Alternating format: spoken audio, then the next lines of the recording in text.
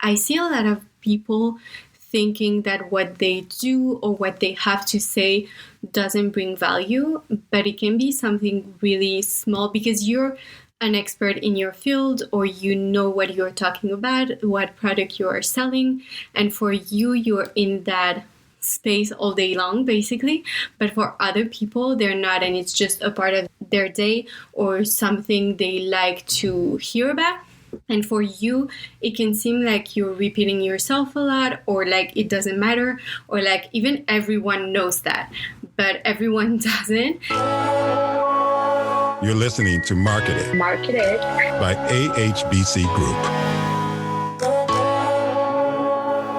Hello and welcome to Marketed, the podcast that inspires and guides authentic entrepreneurs to build the soulful brand of their dreams and lead a purpose-driven business.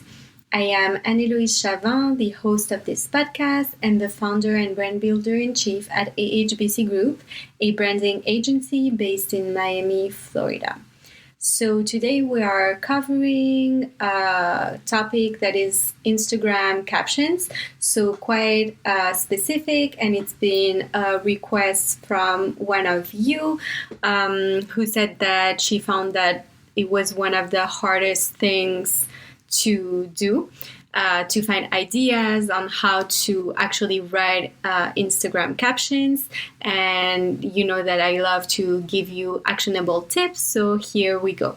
First of all, I want to cover kind of why captions are important, because as we know, Instagram is said to be a very visual social network. It's basically based on photography, now video as well, but especially for businesses, captions are actually crucial for it actually not to be just posting pretty pictures.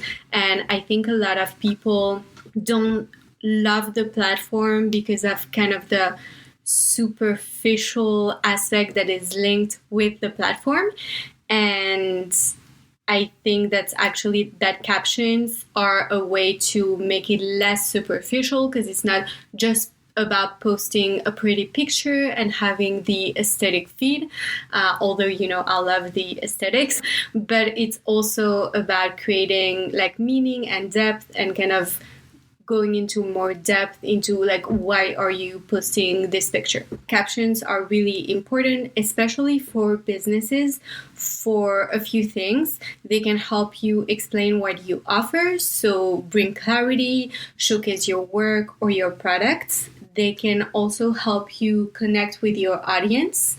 So whatever your goal in the effective section is, it will help you reach it. So it can be entertaining, building trust, being a likable brand. It can be a bunch of things, and social media really enables you to connect with your audience if used right. But if you only post a picture and like one emoji and that's all of your feed, because sometimes that can be okay to do. But if all of your feed is just a collection of pictures, that doesn't really work and you cannot really connect. And then it can also help you reach your business goals, which we love.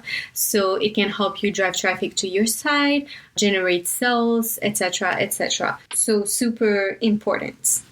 So now let's get into it. What's the anatomy of a good caption? First of all, I think you want to start with a good hook that will grab the attention of your reader. So you want your photo and your first two lines of the caption to be scroll stopping. A few things that you can use to do that would be to state a fact, like, did you know that this and this and that? And then you go into something, or try to think of stuff that, when I read just those two lines, I would want to read the rest. And maybe you can start by writing your caption as you would, and then you go back and you're like, do I have the anatomy of the good caption? So starting with the hook, do I have a good hook? Can I make it a little better? And that's the ideal caption, but then it can vary. And if you have like at least 2 or 3 of those elements, you'd be good. Also with the hook, you can link it to the picture. So sometimes, I don't know if you're posting a photo and it's yourself and you're making a specific face, you can write about that. Or if there's something specific on the photo that you can comment, it kind of acts as the title basically of the caption. And yeah, you want to make the reader want to read more. Then second, we go into the content of the caption. So that's probably what you would write if you were starting out, like you would write that, and maybe you will want to add the other elements around that kind of as your checklist. But the content is basically your main message, and it's what you want to say with that caption. And with that, you really want to ask yourself how you can bring value to your audience. And then we'll kind of go into the different ways that you can bring value to your audience on Instagram. But yeah, that's basically, are you sharing something valuable? And I see a lot of people thinking that what they do or what they have to say doesn't bring value, but it can be something really small because you're an expert in your field, or you know what you're talking about, what product you are selling, and for you, you're in that space all day long, basically. But for other people, they're not, and it's just a part of their day or something they like to hear about. And for you, it can seem like you're repeating yourself a lot, or like it doesn't matter, or like even everyone knows that, but everyone doesn't. And I actually do realize that a lot when I get questions and specific questions, like for this podcast, for instance. And sometimes it's even hard to explain, and I have to kind of go into the process and analyze the process that I go through in order to explain it to you guys. But for me, that's not like questions that I would ask myself, like how to write an Instagram caption, because it's what I do most days, or like it's a big part of what I do, and I'm used to doing that. So that's not even something that I would have as a question. But if you want to bring value to your audience, a great way to start is to just answer the questions that people ask you. And if you don't have a huge audience yet, it doesn't have to be your followers on Instagram, but it can just be your clients or someone you met at a party and you told them about your business and they ask you that question, because that's what people are apparently interested in knowing about your business. Then the last part of the caption is the close. Basically, this is where you will have your CTA, so your call to action. With the CTA, you can target for engagement. So you have to basically tell people what you expect them to do or what you ideally would want them to do with this post. Like, okay, great, I read that piece of information. Now, what do I do with it? The goal for this specific post can be engagement. So you can cue engagement by asking them to comment this or that. Asking a question at the end of a caption is a great way to do that. So for instance, I don't know, you were mentioning like different things in your caption and you ask them what they prefer. It can be just, can you relate with that? Or ask a question that relates to your caption, but asking them about their opinion. Then your CTA can also be redirection. So you redirect them to your blog or your site or another platform. So in my case, sometimes it's the podcast. If you want them to go more into depth. So if you have other pieces of content that provide more depth, and basically the Instagram post is just the teaser to something else that you're doing. And if they've gain value from that post already, or they're like interested in learning more, they would go to that and have even more depth to what you were saying. And then the last thing that you can also do with the close is conversion. So basically selling something, and that should be more rare to directly do that. But sometimes you're launching something and basically you would redirect them somewhere, unless you're selling directly on Instagram and you have your products linked there, then you would do a lot of conversion through posts. But otherwise you can redirect to your site and ask people to purchase your product, or tell them exactly what they need to do in order to access what you're talking about. And then another thing that I want to mention regarding the anatomy of a good caption is the use of emojis. So I think that the use of emojis should also be defined in your brand voice. And I know that when we craft a brand voice for brands, we do include specific words that we want to use and words that we don't want to use. And we also include the emojis. And yeah, emojis are great to visually appeal to the reader and to kind of structure your caption. So for instance, I love to use them as bullet points. So I would use an emoji that represents that specific sentence and the specific topic I'm talking about in that next sentence, and kind of structures it, and the eye goes to the emoji, and then naturally you would go from left to right and read the thing that follows. So it kind of helps the reader, especially for long captions. It helps to kind of separate and kind of design your post in some way. So now that you kind of know what's the anatomy of a good caption and how to craft a good caption, you also want to know, like, how do I know what to talk about in the first place?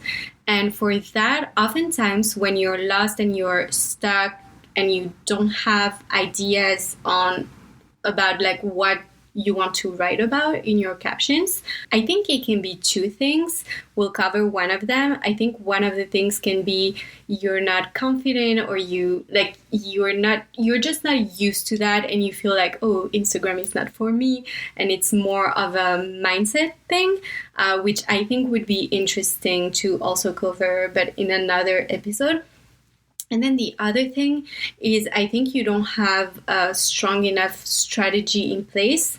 And it's not even the whole strategy, but I think for that, you should define your content pillars. So basically, what are the 3 to 5 different topics that you want to cover on your Instagram? And so what I do for clients, maybe I will share that in the linked blog, but basically we have a circle and we have each type of content and of topic that we want to cover in their account, and then we kind of attribute a percentage to each of them. The main ones that you can think of, so those are broad categories, and then you can take from those and make them even more specific. First, we have inform or educate. So you can share an information or share something that will basically teach something, or that your audience will learn something through that post. So for instance, that's kind of what I'm doing with the podcast episodes, or even the captions in the podcast episode. We try to have, even if it's really short, but we try to have one piece of information on there. And that's also what we do a lot with the carousel posts that are linked to our blog. So we share specific tips, and the goal of those posts is really to educate the audience. Second, you can do posts that will entertain your audience. So it's a post that's more it can be funny, it can be a bunch of different things. It's just entertaining. And I think we see a lot of those through Instagram. You can always link them even to a business. So you don't have to be super serious, even if you're a business, and people love to be entertained, especially on Instagram, where for most people, especially if you're a B2C business, so business to consumer, and you're speaking directly to consumers, they're on their free time, personal time. So they're kind of going there to get distracted. It's like watching TV or watching YouTube, except for a super short period of time. So entertainment is always good.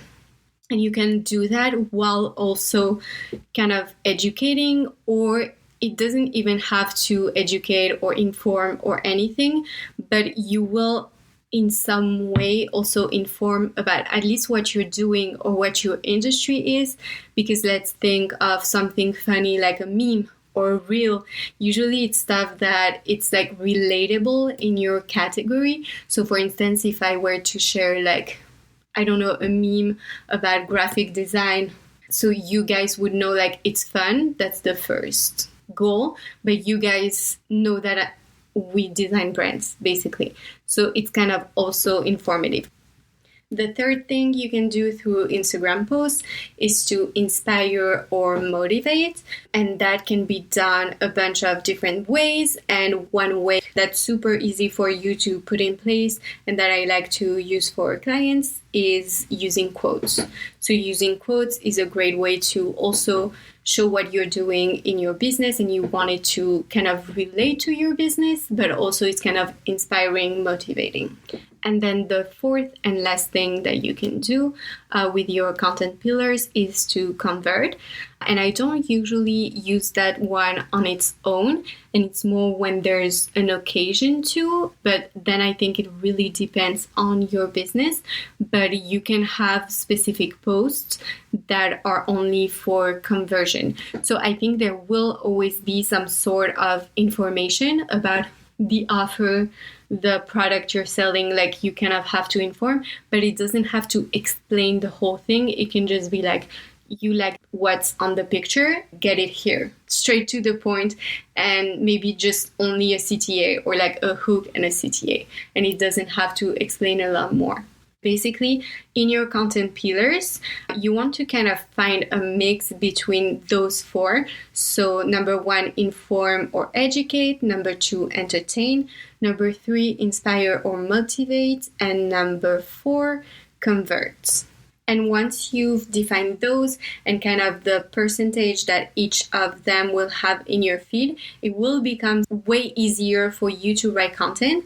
Because I think one thing that everyone has with Instagram content is that it's kind of like a blank page kind of thing where you're like, what do I even write about? No one cares about what I have to say. I don't even know what they want to know. And when you have that, you know, like let's say you'll be posting 3 times a week, and let's say you want to have like 40% of your feed being about informing, educating. So you know, basically then you can go in and be like, okay, 4 in every 10 posts will be like educating. So then you can go in and kind of know each day what you have to write about. And I think that's more helpful to have that structure, because basically you're answering a question like, what do people want to know? And then you can also like drill down into that, like inform. And then you will have different products, different offers. And then you can think like, okay, for this specific month, we're launching this product, this offer, and we want to talk about that. But it can also be like you have ongoing stuff and ongoing offers and services, like for me. And then you want to be like, okay, 50% of our content is about information and informing people, giving them clarity about what we do, showcasing our work. So those are different content pillars within that main content pillar. So for instance, for information, we will have information about our services. So did you know we do this and that? That's how the process works, etc., etc. Then we also have the showcasing our work. So like whenever we do a website, a design, we show it on our Instagram and we share it. So it's kind of different, but it's also within the same content pillar that's like informing. And then we have the more educational posts, so like the podcast and the blog that goes out every Monday. And then you kind of have a schedule and you know like, oh, okay, on that day, this is what goes out. Once a week, I'll have a podcast or a blog. So that's on Mondays once a week. And then once a week, I also have one thing that I'm showcasing a service that I'm doing. And then once a week, I also have something that's about showcasing previous work that we've done. And then I also know that once a week, I will have something that's more either entertaining or either inspiring. So either a quote or a funny reel. And that really helps you because you can kind of see what you're missing right now and what you need to do. And you kind of have a plan and like a prompt that about what you actually need to write about that day. Then one thing that you're going to want to do once you have that kind of put in place, let's say try that out for a month and you do your posts and everything, and then you want to kind of analyze your metrics. You can already go in if you have your Instagram that's been active and you can have a look and see what it says, but you want to go into your insights on Instagram, and you want to check what types of posts are the most popular. So basically, when you go into Insights on the Instagram app, so I'm doing it at the same time so I can really guide you through it. So you're on your profile page, you click Insights, you have to have a business account to do that, and you'll have an overview. So you'll have the last 7 days. I'm going to click on there and go into last 30 days, because it gives me like more posts to see from. And usually your content pillars, you spread them through like a full month. So you have like all types of content pillars that you're doing. And then you have the overview. And then you'll have like the content you shared. So you'll see all your stories. And then you can click on posts. And then you'll see all of your posts. So automatically it puts it like from the last year. But I'm going to click there and put last 30 days on the top right. And then we'll see which has the best reach. So those are the posts that I posted that the highest number of people saw, basically, from Instagram. So we have the reach that you can check. You can also check the likes. So you'll see, are they different? Are they the same? And what is it that all of them do? And then you'll also have post interactions. Have a look through all of them, but basically you want to do likes, reach, and maybe like something that showcases your engagement. So kind of a mix of comments, shares, and saves, so that you know that people are interested, and maybe something that tells you how well it converts. So like website taps, for instance, or email button taps, something like that. And you can see which posts help you do what, and you will see which posts are the most popular and help you achieve what goal. And for me, like those metrics that I mentioned, it's always the same post that comes. That is super interesting in order to know what performs best. And for instance, for me, the one that comes first in the last 30 days is how to build a strong personal brand. And it's the carousel posts that I made about that. So I know that people love my posts about educational content, because a lot of those are in the best reach and in the most liked posts, basically. And if I see before that, in the last 3 months, I have a lot of posts that are those carousels or the podcast posts that are really liked the most and that get the most reach. So that's super interesting for me to know that people enjoy that, and that basically I should do more of those. And that's why it's like 50% of my content pillars. And you want to make sure that you have a good mix still, because some types of posts may be the most popular, like you get the most likes, and then if you really go deep into the insights, you may see that for instance, posts that are like more salesy or that help you sell something, they don't have as many likes, but those are the ones that people do website taps, or that they will email you through that post because it's super clear and straight to the point, and you also need those. Your Instagram is not just to get likes and look pretty. If you have a business, you want to achieve something with that website, and usually that's selling something. And then, before I leave you, I wanted to give you a few caption ideas. And basically, I thought we could do a 1 week of social media post challenge. And I'm going to give you 5 prompts. So we're doing a work week. And I'm going to give you 5 prompts. And basically, you can answer those. And that will be your caption. And make sure to refer back to the anatomy of a good caption to make sure you answer those and you add your hook, and then you also add your close, so your call to action. So first one is, what do you love about what you do? There I want you to showcase what you're doing and explain to people why you're doing what you're doing. And I want you to basically share your passion. And if you're doing something, usually it's because you chose that and you love it. And that's super important for people to know that you like what you're doing and what you're hoping to bring them through what you're doing. So what do you love about what you do? Second one is, what do your customers or clients say they love about your offer? So it can be a small thing. And basically here I want you to highlight your added value and your uniqueness as a business. And it's way easier. Sometimes you don't even know yourself, but it's way easier when it's coming from a client or customer, because that's what they said that they loved about your process. So it can be like your process, it can be your creativity, it can be the quality of your product, it can be how fast the product was shipped. Like it can be the smallest thing, but really detail that. Like our customers often say this and that they love that about our offer, our product, or process, whatever. And indeed, we try to do this and this and that to bring you the best quality or whatever it may be. So expand on that.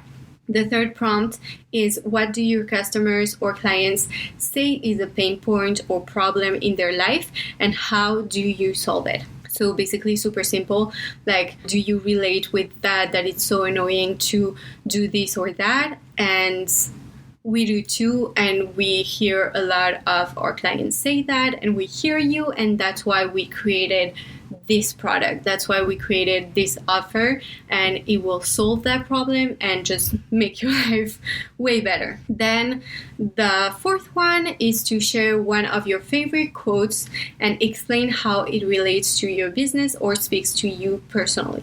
So you can share the quote as a picture and then you explain in the caption, or you can just share a photo and the hook will be the quote, and then you explain how it relates to your business. And the fifth prompt is, next time you find a fun or cool reel that you like, you save the audio and you use it to create a reel for your business. So whichever audio it is that you like, usually there's a way to make it relate to your business, even if it's not in the same industry, and that actually will be better because it will make you just more creative.